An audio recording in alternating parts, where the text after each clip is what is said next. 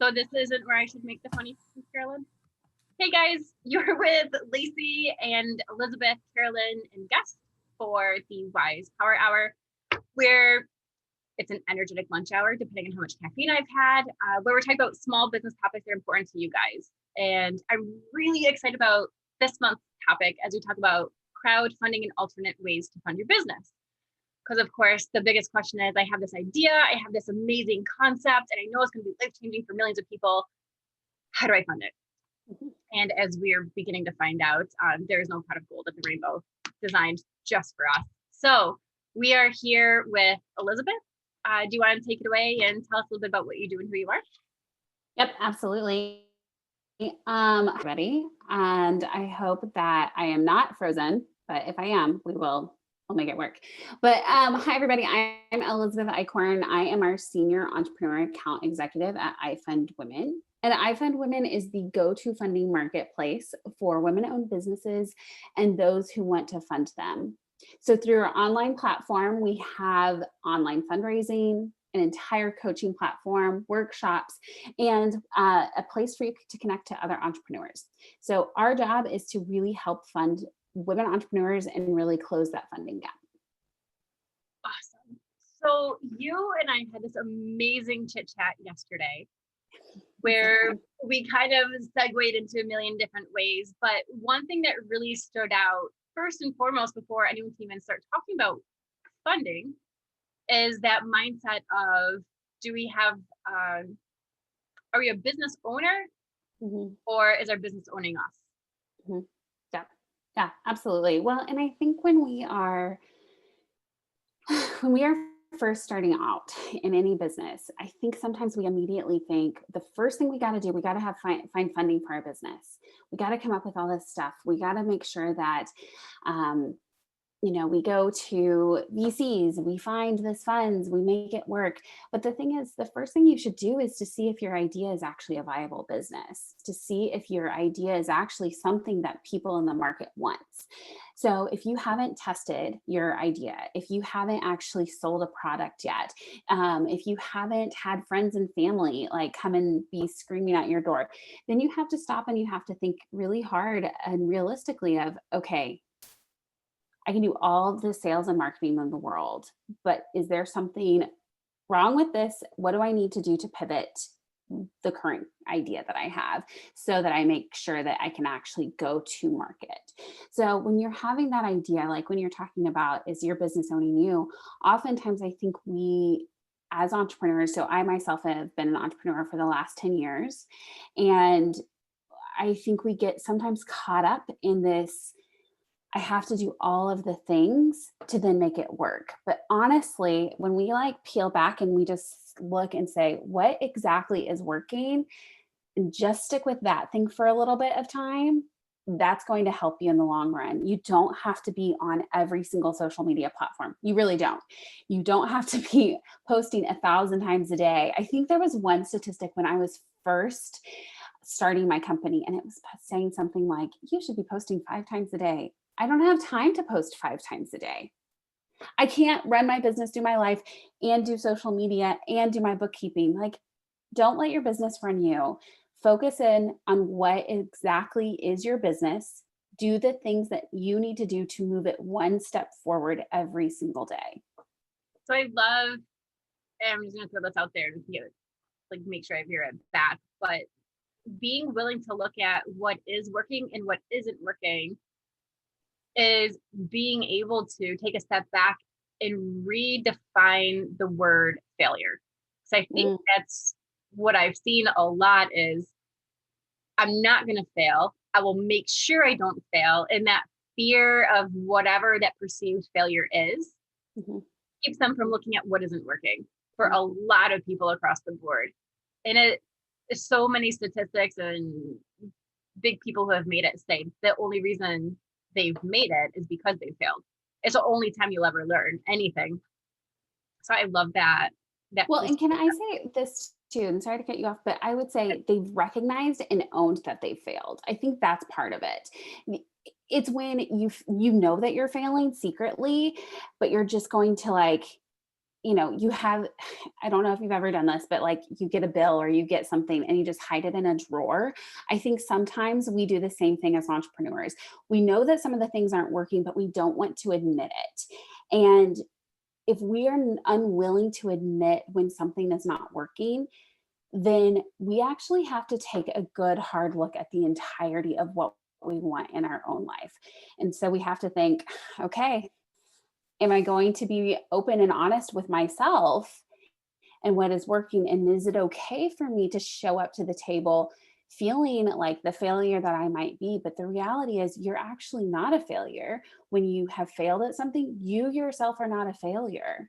You have tried, and that something might not have gone the way you had planned, but we all ran races or went to elementary school and did like the field days, right? Not every single person gets to win. That's okay. You still tried it, right? So we want to keep trying, test, iterate, see what works. We're throwing spaghetti on the wall. Not all the spaghetti is going to stick. Right. Even Michael Jordan says, I have missed over 9,000 shots through my entire career, and that's why I've succeeded. We didn't miss one and then stop, which am I really quoting the basketball star from my childhood and dating myself that much? Yep. Yes, Space Jam 2 is coming out, and I did watch the trailer last night. It's all good. I'm here too. I love it, love it. So being authentic with ourselves is so important, because then we can be authentic with other people, whether it's a banker, crowdfunding, whatever it is, because we have no emotional attachment to whatever is going on out here anymore.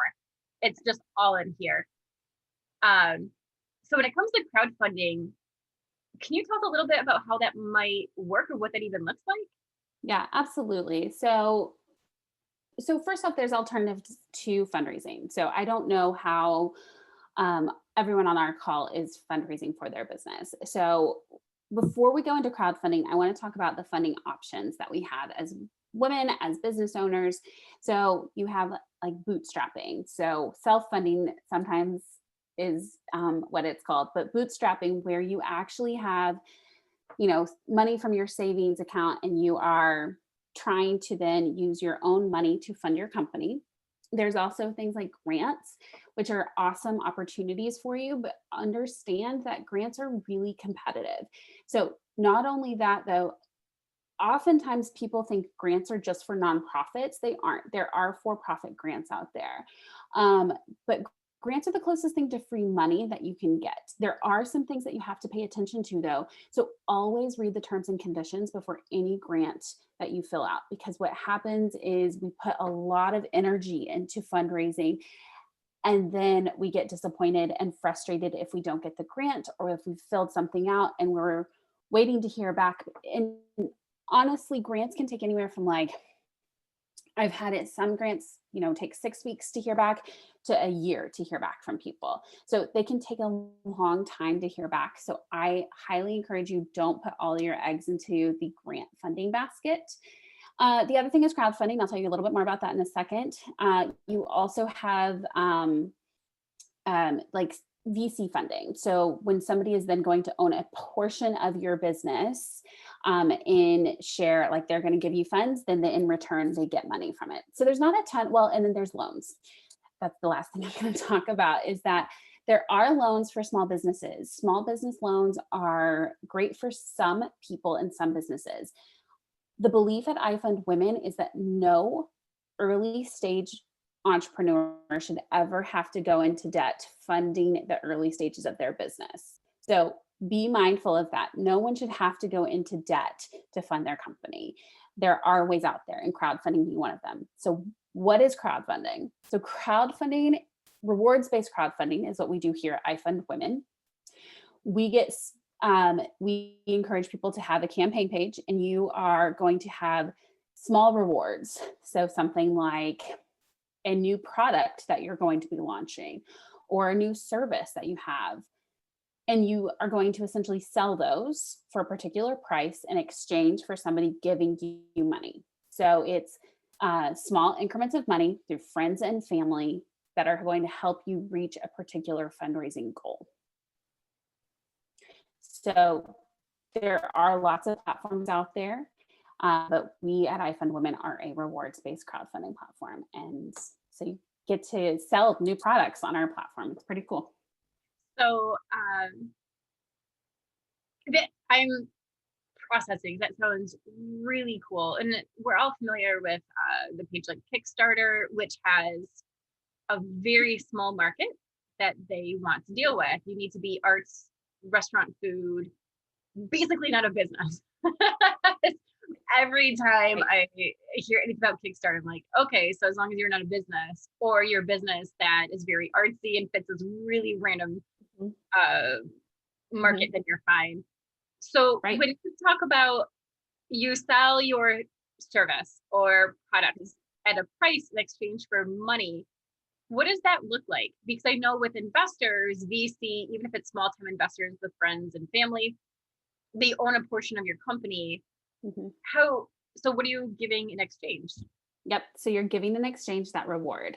So you want to make sure that the reward that you offer is a value that the money is, that you're getting from somebody. So for instance, we encourage people to have 6 to 8 rewards on a campaign page. The campaign page, or excuse me, the rewards can be anything from a physical product. So like a mug, a t-shirt, a ticket to an event, or they can be services. So one-on-one coaching, group coaching. We've had people actually sell, I love this one, but it was like a downloadable PDF for PR because they are a PR maven in their 9 to 5. And they realized they have this incredible value to offer people, but what they were fundraising for was a different product. So you don't have to just have rewards based on your business. It can be different. It doesn't have to be exactly for that. So if you're not a product-based business, that's okay. What are other things that you have to offer? Maybe you are an artist. Maybe you are a computer designer. Maybe you're a graphic designer. You can offer those services as a reward as well. So one thing I've seen go terribly wonky, we don't use judgment words at Full Bodied Health, so I want to be very careful in how I'm wording this. When things typically go sideways or a little wonky, it's people offering rewards that eat their fundraising and realize we did not guess the overhead of the rewards, and everything we just fundraised is now giving back to everyone, and we're no better off, but we're stressed, tired, and scrambling. Yep. Absolutely. So how do you protect against that? Because I know that you guys have like a multi-tiered approach. You don't just do the crowdfunding. You also have like a whole mentorship and knowledge base of it. We do. So we believe in a holistic approach. So first off is that you need to have a really solid pitch. You need to have it needs to be clear and concise. So you need to get your message across in a very short amount of time. And so test that out with people. Seriously, you need to be memorizing it. You practice in the mirror. You need to perfect that. That's step 1. We also want you to reach out to your network through network mapping. And so making sure that you have your entire network, because those are the people who are going to be your first customers. They're also going to be 80% of those people are going to be the ones who fund your campaign. Now, to answer your full question about how do you make sure you have the margins when it comes to the rewards. So first off, you want to have compelling rewards that your network actually wants. So for instance, if you've already done your network and you know that Bob is in your network and you know that Bob really loves the outdoors, and you want to think about what would I need to do as a reward to get him, Bob, to purchase this to back my campaign, you can do that. This is why strategy is really important and preparation is vital before a campaign. So we want you to go in through what we have is our crowdfunding rewards, essentially P&L. So you list all of those rewards you need to do some market research as to the cost of what it costs for you to create that reward. So if it's a product and you know that you want Bob to have something for the outdoors, so maybe it's like a camping mug that has your business logo on it, great. How much does it cost for you to produce that mug? How much is shipping and handling for you then to send that to Bob? These are things that you need to do before you actually launch your campaign. And then you can price your reward price, and we encourage a 70% or higher margin. Very cool. Mhm. So when it comes to that holistic approach, the other day, yesterday, I make it sound like it was like eons ago. Yeah. My, how sometimes the days stretch on like that. Um, you're talking about the finance piece, obviously, and that educational component and the mentorship. What does that mentorship and educational component look like when working with y'all? So the educational component is that we do one-on-one coaching as well. So we have business coaching. We also have fundraising coaching. So those are different tiers that we have. You can get, so I do sales strategy, for instance. And that's actually what Lacey and I talked about most of our call. I really get passionate about sales strategy, which is weird sometimes, but I do. So we as coaches here at iFund Women want to make sure that you have a really solid foundation. And so if you're looking for help with your campaign, then we help with the general crowdfunding component. So understanding what it means to crowdfund. We help you with network mapping. What are some solutions, but also like marketing your campaign. What are you doing? How are you getting the word out, spreading the word? So we're here for that to help you with all of those areas. We also have a workshop where we have over 80 hours of online online video content. So it's educational content that's going to continue to remind you like you've got this. There are people out there to help you. We are not people who are just because we're all digital now doesn't mean that we're not like going to be here to actually help you move the needle for your business, to help you get that money going. It can be really hard. Let's be real. Like we do not shy away from saying like, hey, crowdfunding is the easiest thing in the world. We're not afraid to say like it's hard work, but it's rewarding. Because at the end of the day, when you are done, if you have prepared for it, you actually get to keep your full business and you're not going into debt. Like that's the coolest part about this. So why not do the work for 30 to 45 days, as hard as it may be, to actually get the, keep on moving and moving it forward. There is no such thing as easy money. And we No, all have to remember that. There's no such thing as easy money. right. If you hear those words, run. Yeah. Do not go that direction. Yeah. So Maria on Facebook is saying that this is so great. I did crowdfunding and yes, memorize that elevator pitch. And we have Diana who's asking, is crowdfunding only for nonprofits or also private for-profit businesses? Great question. It is for both. It is for both. So I highly recommend that you always pay attention to like have a conversation with your CPA as to how it's going to be like you're going to take that money in. So is this going to be revenue for your business?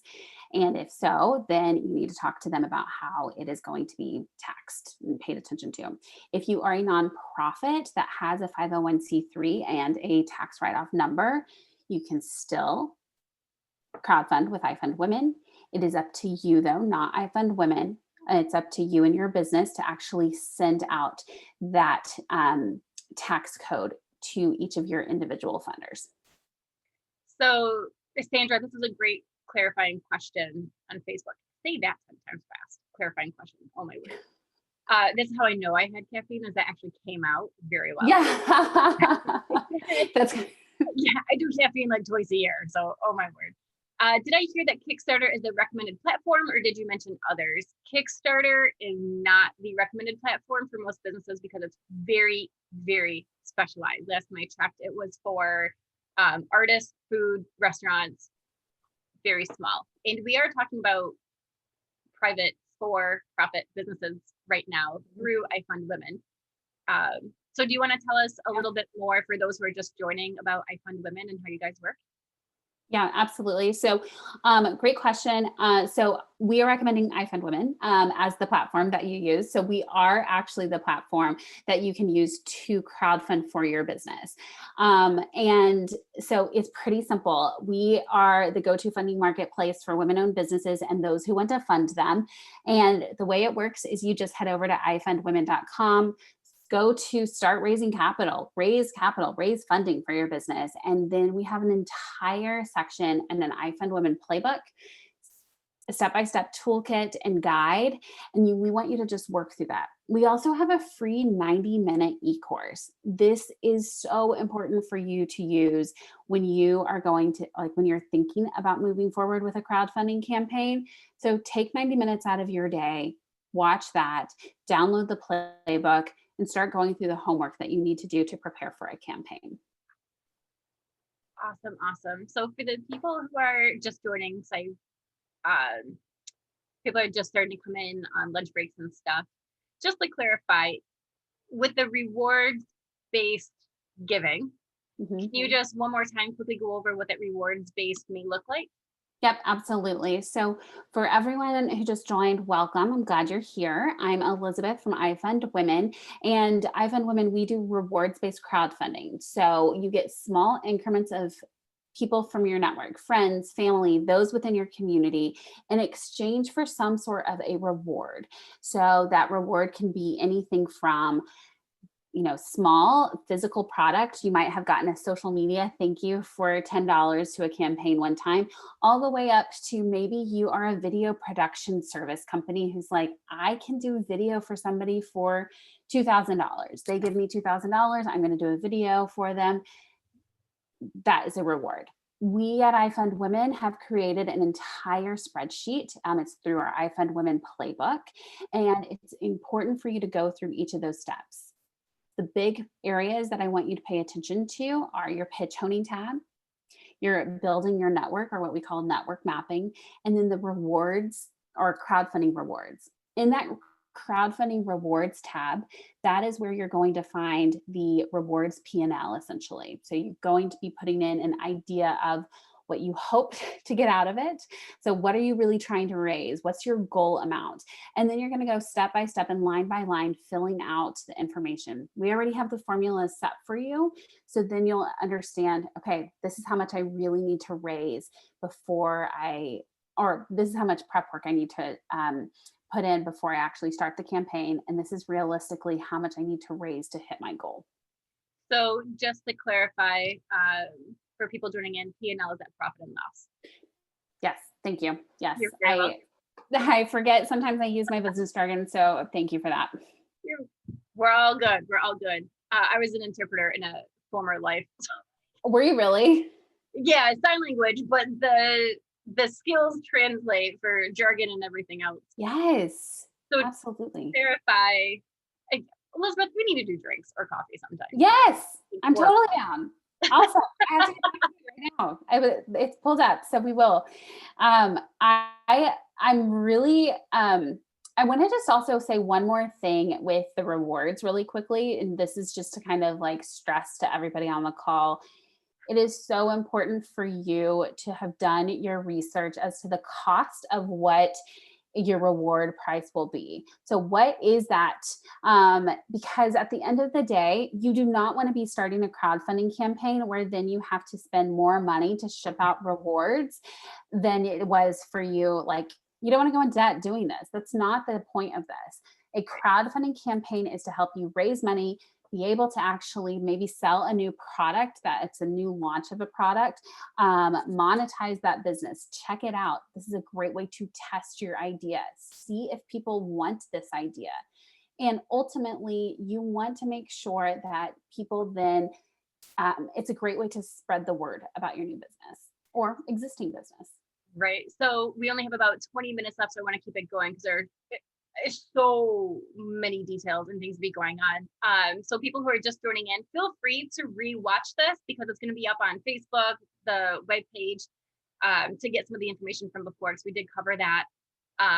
Who is this not for, and who is this for? So crowdfunding is for, I'm going to start with for. Thank you. So crowdfunding is for any business. At iPhone Women, we serve women owned businesses, and then we actually serve any business. So it's not just gender specific. Any business can actually crowdfund on our platform. The areas that cannot crowdfund on our platform are illegal businesses. So we got to pay attention to what those are. So I just got to call that out. We also are not for kids. So you do need to be 18 and older. We want to make sure that you are a legit, like you are absolutely legit in what you're doing. So these are people who have at least a website, Facebook, some social media, those areas. That's kind of what crowdfunding is for. And who it is not, like I said, people who aren't, I guess, pretty simple. People who are in a legal business, we're not for them. And people who are not wanting to then move their business forward. I would say people who are not wanting and are willing to do the prep work, then crowdfunding is not for you. And that ties back. It's in my nature. Full bodied health is all about the emotions behind it. And we bring that over to Wise as well. It's all about the emotions. Business isn't actually the most difficult part. It's Right. persistence and determination to figure out what levers and buttons we're pushing and pulling and all that good stuff. Mhm. It's the emotions that constantly get in the way. So I can appreciate that you have to be willing to be moving forward. So if we're catching ourselves in moments of, I know what I should be doing, but I'm not doing it, where self-sabotage Mhm. comes up a little bit when we are fearful of actually getting what we want and what that may look like, what that means for our life, who levels up with us, who doesn't. It's really important to do that emotional work ahead of time and throughout, so that when you get to a point where you're crowdfunding, you're able to move it forward and keep going forward. Mhm. Mhm. Yeah, I mean, emotional work is, it's interesting. We have a call. We have one of our coaching sessions is I'm overwhelmed. Help. We also have a founder support sesh. It's just one of our calls, and because we understand the importance of support and mentorship when coming to fundraising. When you are a business owner, you go into it with these expectations, and I think the expectations aren't always reality. And so I encourage every single person to make sure that you have a group of people or a person who can help guide your business forward and encourage you, and only focus on you and your business at that moment. Awesome, awesome. So when it comes to the rewards, like all the nitty gritty of it, Yeah. I would assume that it's up to the business to be handling distribution, mailing, like Mhm.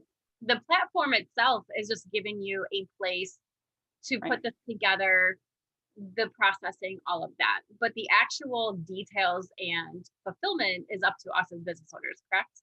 Correct. It is. It is up to you. Yeah. Awesome. Do you, and again, we have someone ask about the average revenue generated. Yeah. I would hedge that would depend on the business.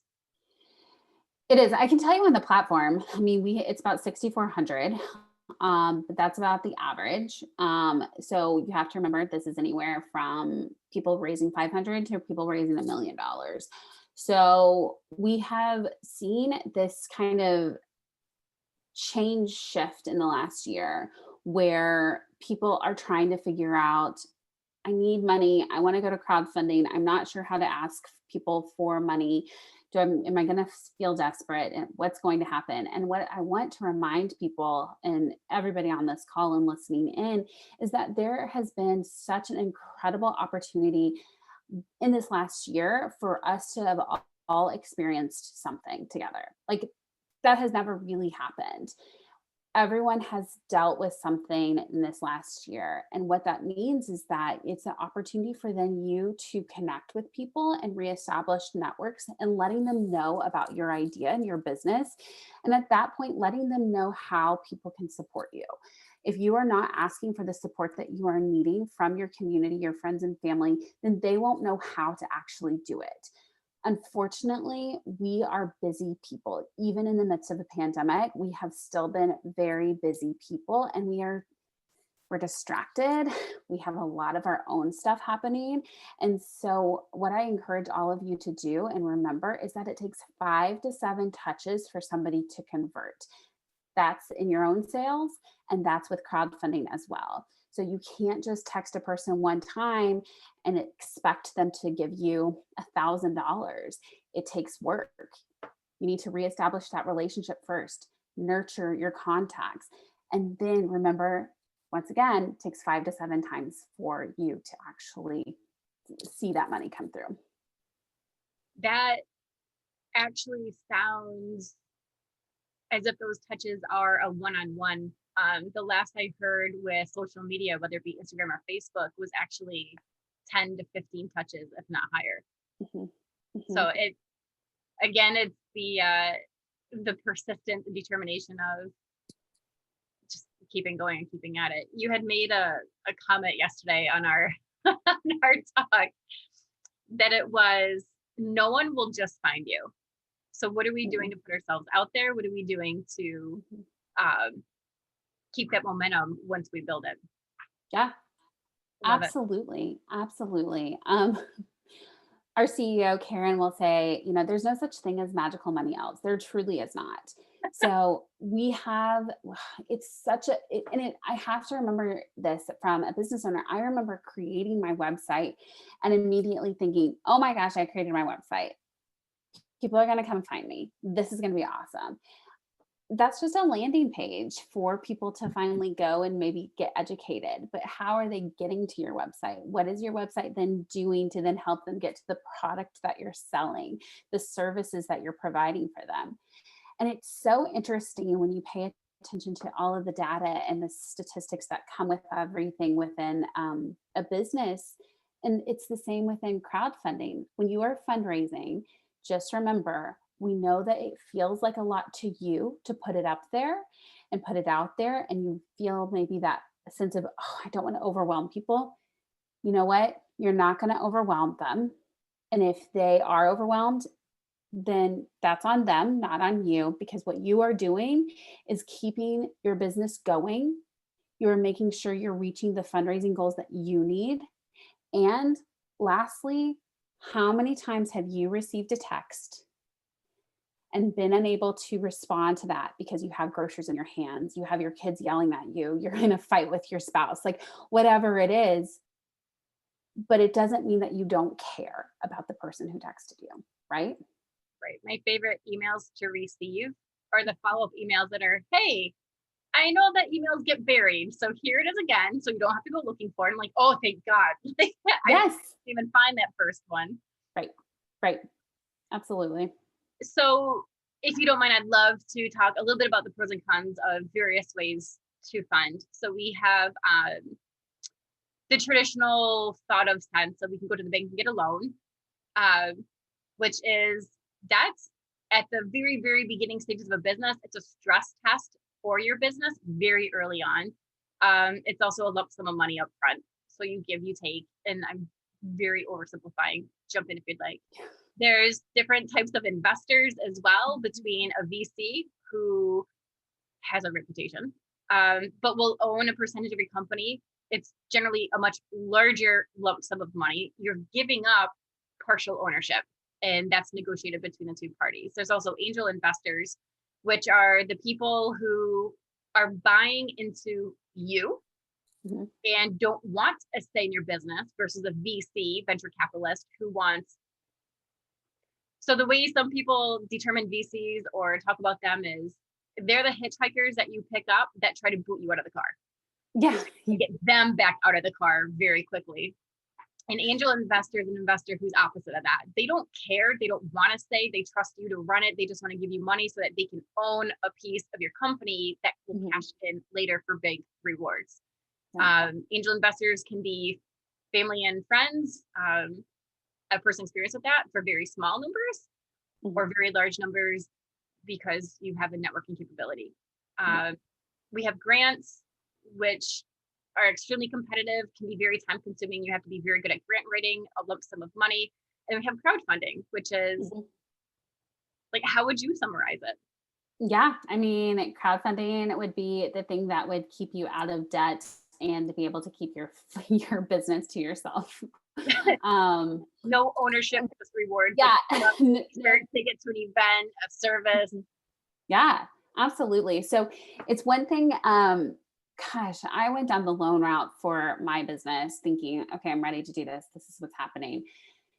So it's hard, first off, if you have never experienced an SBA loan.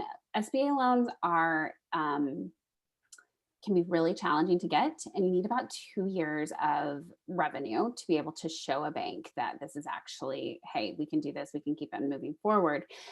So when you're first starting out, it's tough to try and figure out, well, there's not a whole lot of funding for me. And so we end up oftentimes, I think, out of desperation more than anything. I know that's for me, like me talking, I remember that feeling.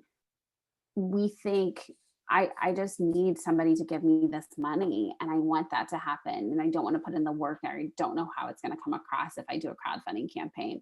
But the reality is, take yourself out of that space at the beginning stages and think of yourself in 5 years from now. What do you want? Do you want to be in debt? Do you want to own your business?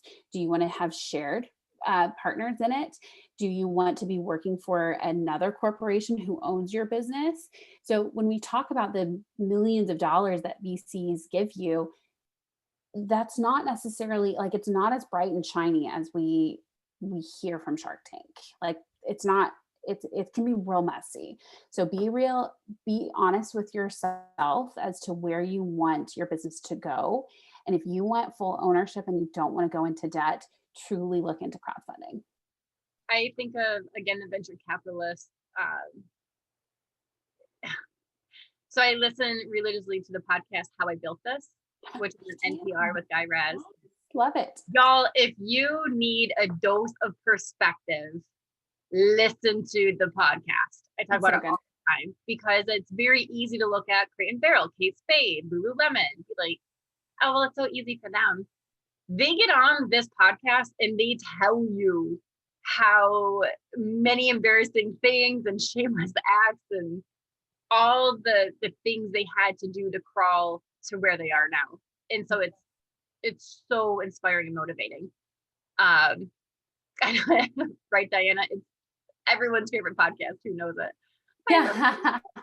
Um, it is one thing I've noticed that they talk about. So the venture capitalists is that they are the entrepreneurs of entrepreneurs. So they are in the business of outsmarting you to get the max money. They don't care about you as a person. They don't care about you as trying to feed your, they don't care. It is the definition of business is business. And if you can't handle it, don't come to me. And so if we aren't in a very solid, I am a business owner, CEO mindset, where you know your margins, you know your numbers, you know your sales, you know your percentages. If you don't have those down, they will run you. So that Yeah. I love what you said about this. You kind of touched on a stigma though. And one thing I have noticed about How I Built This is they often don't care, because even if there is a perception of what they're doing or how they're doing it, it's a, but I haven't done it yet. So let me show you what it can be. Mhm. Then Kate Spade elevating a bag and Lululemon elevating a certain design of clothing. It was a stigma. And the mindset was, just because you don't know different doesn't mean there isn't different. Let me show you how it's done. And they did. So Right. it's all in that mindset of, yes, protect your brand image. So do it in a way that is you and speaks to your values, and then Mhm. stigma doesn't matter. What do you Mhm. think about that? That's a great question. I think what I think about a lot of this is, if you, I mean, like you said, if you understand your margins, if you understand where you're going with this, and you can prove that there is a demand for it, even if that demand is small, like, here, that's the thing, like, you know that there are people who want to see this and you've heard it. I also think it always comes back to this is why I think it comes back to your pitch. So, what is the problem that you are solving, and what is the solution to that problem? So, with looking at these larger brands, you think of, okay, Kate Spade or Lululemon, what was the problem that they were solving, and how could they say, I'm going to do it differently. I'm going to do it better because I know that I have the solution and these other people didn't. So I'm going to encourage all of you to remember all the time, what is the problem and what is your solution to it? Awesome. Um, I I didn't even know that crowdfunding outside of Kickstarter existed. Where are y'all hiding? Can you give us your website to find you? We're really not hiding, but so we're just on iFundWomen.com, and we have an incredible amount of women who are there. We are just, I think the hardest part is that Kickstarter, like Kleenex, kind of, there are lots of tissue brands out there, but we keep on coming back to the Kleenex thing. So there are great options for crowdfunding for you and your business, and iFund Women has that platform. So iFundWomen.com, make sure to head over if you are looking for more funding.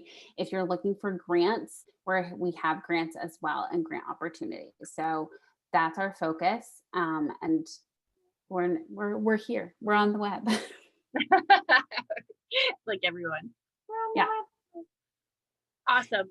With we covered a lot today between the mindset of business owner versus the business owning me. We did touch on one thing and you mentioned it. So just a few minutes left. We'd love to throw this out there. You and I had talked about who the first hire is. And earlier you're like, these are decisions your accountant, your CPA needs to be making with you. And you and I were laughing so hard. My first hire was my bookkeeper because I didn't know the difference between a bookkeeper and accountant. And so my second hire was the accountant. So it's like, what, you can't do my taxes? No. So the first hire, it's not about knowing everything, it's about knowing what you don't know. Yep. So can you tell us a little bit about, again, leadership and how you guys fit in with them? Yeah. So there's a few things. So your first hire, and I've heard this recently, your first hire, like that is not a vendor, but somebody who's going to be an employee for a business. So I'm going to take this in two parts. So first off is that they need to be a person who is going to be helpful and raise your revenue by double. They have to be able to be helping you create revenue and more income for the company. The second part of the question is the vendor hire. So who is going to be that person who is going to be on contract or on retainer for your business? I always say it's an accountant or a CPA. Reason being is that you need somebody who understands tax codes, where the money is going, how it's being funneled. I understand that most times people think, well, it must be a lawyer. It must be my contract lawyer. Contracts are important. There are people who can do a contract for you for a one and done space. So it doesn't have to just be, on retainer. You don't have to have a lawyer on retainer. I also say make sure you get support. So iFund Women has coaches who are here to continue to help you. And if you do not have a coach who is going to help you with your business or your fundraising, iFund Women has that as well. So that's what I have to go with. Awesome. I do want to throw it out there. We were so excited. I forgot to do my commercial halfway through that. If you are interested, for all you ladies out there in joining us, Wise Business Coaching is free to y'all, thanks to generous grants and donations. Yeah. Carolyn will put the link in Facebook in the comments here. You can go ahead and sign up. We also have amazing classes that complement what iFund Women does. So it doesn't have to be one or the other. We complement each other extremely well. And Elizabeth, I can't thank you enough for your time. I know you are insanely busy, so thank you for sharing it with us. Well, thank you. Thank you all so much for having me. It was a pleasure and a blast. I appreciate spending my lunch hour with you. Awesome. So we will see y'all later. Bye.